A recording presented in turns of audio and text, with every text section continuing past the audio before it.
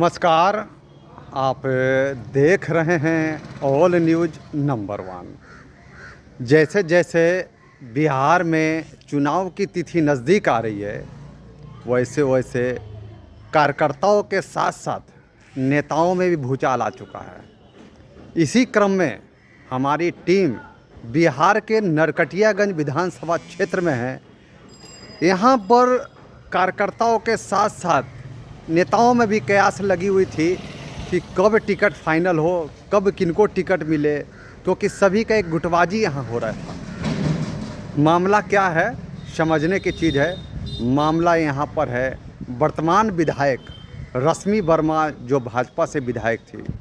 कुछ लोगों ने कहा कि उनका टिकट कटने वाला है, और साथ ही साथ भाजपा नेत्री रेणु देवी, भाजपा नेता रितेश पांडे, ये तीनों उम्मीदवार मार्केट में अपना अपना दमखम दिखा रहे थे। जो उच्च अधिकारी है प्रदेश लेवल पे, केंद्र लेवल पे, ये तीनों भाजपा के नेता हैं। और लोगों को लगा कि भाई ये तीन कोणीय विधि के कारण यहाँ टिकट क्लियर नहीं हो पा रहा था, तो लास्ट में प्रदेश नेतृत्व और केंद्रीय नेतृत्व ने मिल करके संजय पांडे को टिकट की नाम की घोषणा की। और इस खुशी में भाजपा एनडीए समर्थन खुशी जाहिर किए, तो कुछ लोगों ने नाराज़गी भी व्यक्त किया। हालांकि मैं बता दूं कि ये संजय पांडे है कौन। ये संजय पांडे लगातार 34 साल से भारतीय जनता पार्टी की सेवा में लगे हुए थे, और उन्हें प्रदेश नेतृत्व और केंद्रीय नेतृत्व ने भरोसा दिलाया कि आप जाइए नरकटियागंज का विधानसभा क्षेत्र में, आपने उम्मीदवारी दिखाइए। और क्या कहना है संजय पांडे का, वो भी सुनाते हैं, वो भी दिखाते हैं, वो भी बताते हैं। सर, भारतीय जनता पार्टी ने आप पे भरोसा जताया।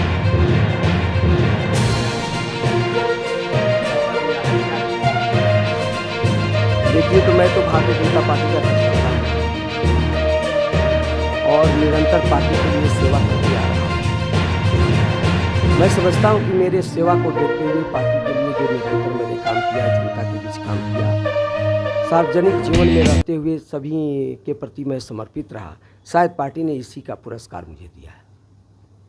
क्या कुछ सर मुद्दे होंगे, किन मुद्दों के साथ आप जनता के बीच जाएंगे? देखिए, मेरे पास ऐसे पूरे चंपारण की जनता मुझे जानती है। मेरे हर चीज़ से जो भी ऐसे लोग हैं, वो हमारे हर गतिविधि, हमारे हर तरह के विचार सोच से पहले से परिचित हैं। तो मेरा तो सबसे बड़ा मुद्दा ये होगा कि मैं आम जनता के बीच, अपने नरकटियागंज विधानसभा के जनता के बीच, उनके अंतरात्मा में यह विश्वास पैदा करने का काम करूंगा कि यह जो जनप्रतिनिधि है केवल यह विधायक नहीं है, हम सभी जनता और यहाँ के कार्यकर्ता स्वयं विधायक हैं। इस विश्वास के भाव को मैं पैदा करने का प्रयास करूंगा। यह मेरी पहली प्राथमिकता होगी। मेरी दूसरी प्राथमिकता जो है वो क्षेत्र में विकास, केंद्र सरकार की उपलब्धि और राज्य सरकार की उपलब्धि जन जन तक पहुँचे, निर्बाध गति से पहुँचे। जो भी कल्याणकारी आदि योजनाएं हैं उसमें पारदर्शिता बरती जाए, किसी तरह की कोई बिचौलिया व्यवस्था न उसमें लागू हो। इस सब पर मेरा पूर्णतः ध्यान रहेगा। और एक शब्द में मैं कह सकता हूं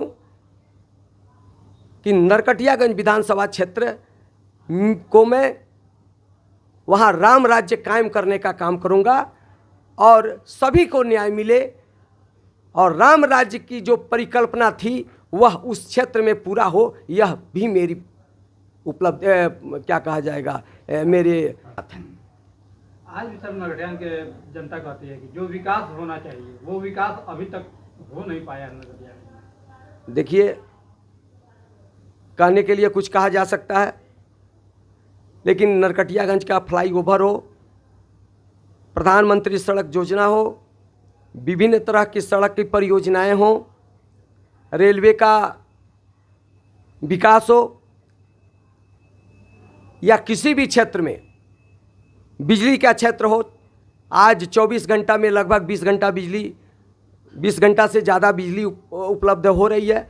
किसानों के खेत में पानी, उससे हम पटवन किसान कर रहे हैं। हर जगह जो है सो बिजली का उपलब्धता है। पहले इसी देश में, इसी राज्य में जब बिजली आता था तो गांव के बच्चे हल्ला करने लगते थे, चिल्लाने लगते थे, बिजली आई, बिजली आई। लेकिन आज वह स्थिति नरेंद्र भाई मोदी जी की सरकार ने किया है, नीतीश कुमार जी की सरकार ने किया है कि जब बिजली जाती है तब हल्ला होता है। कितना अंतर है इससे आप समझ सकते हैं। दूसरा, कल्याणकारी योजना का जहाँ तक प्रश्न है, बिहार की सरकार ने, केंद्र की सरकार ने, मोदी जी की और नीतीश कुमार जी के नेतृत्व में चलने वाली सरकारों ने वृद्धावस्था पेंशन 400 से 1100 किया। हर व्यक्ति को, प्रति व्यक्ति को 125 यूनिट बिजली फ्री करने का काम किया।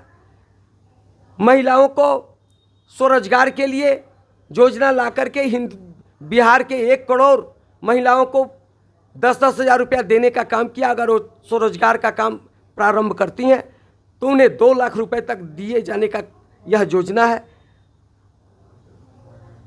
सब लोगों का जनधन खाता जो मोदी जी ने खुलवाया, आज पहले किसी किसी के पास जनधन खाता हुआ करता था, आज हर परिवार में लगभग, कितना हो गरीब से गरीब व्यक्ति क्यों नहीं हो, उसके पास जनधन खाता है।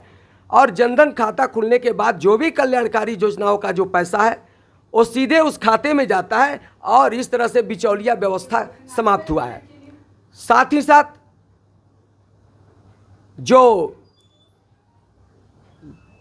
भवन का काम हुआ, प्रधानमंत्री जी ने दिया। आज लाखों करोड़ों लोगों को अपना मकान होगा।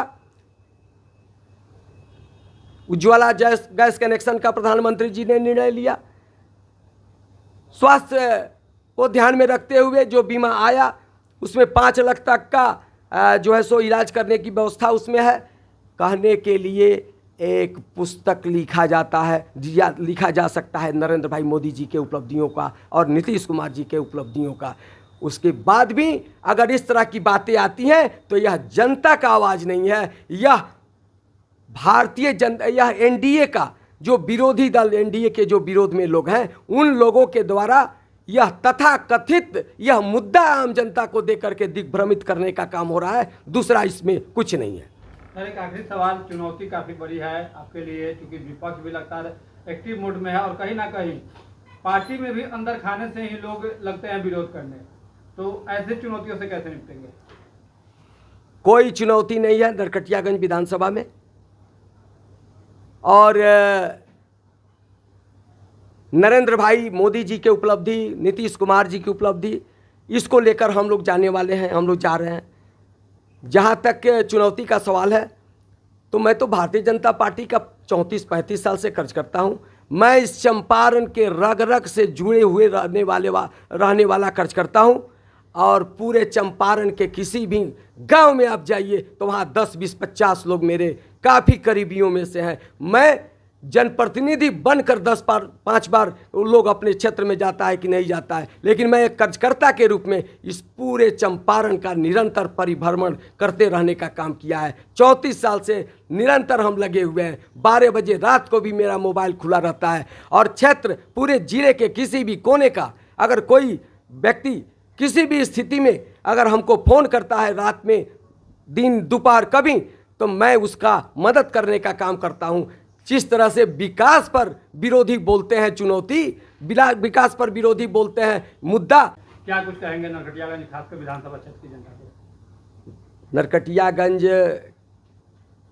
ये सभी जनता को, मतदाता को, कार्यकर्ता को, सभी अपने जो भी सरकारी एम्प्लॉई हैं, मीडिया से जुड़े लोग हैं, अपने सरकारी सेवक जो भी हैं, मैं सभी को दिवाली और छठ की शुभकामना देता हूं और उनके उज्जवल भविष्य का कामना करता हूं और उनसे यह आग्रह करता हूं कि आने वाला जो समय है, जो मतदान है, उसमें सही जनप्रतिनिधि का चुनाव करिए, आकलन करके चुनाव करिए, जो जनता का सेवक के रूप में काम करे, जिसका इतिहास हो, जिसको जनता नज़दीक से जानती है, उसको मतदान करें और एक ऐसी सरकार के निर्माण करने में आगे आएं जो सरकार जनता के प्रति उत्तरदायी हो और जनता की कल्याण और विकास कर सके। साथ साथ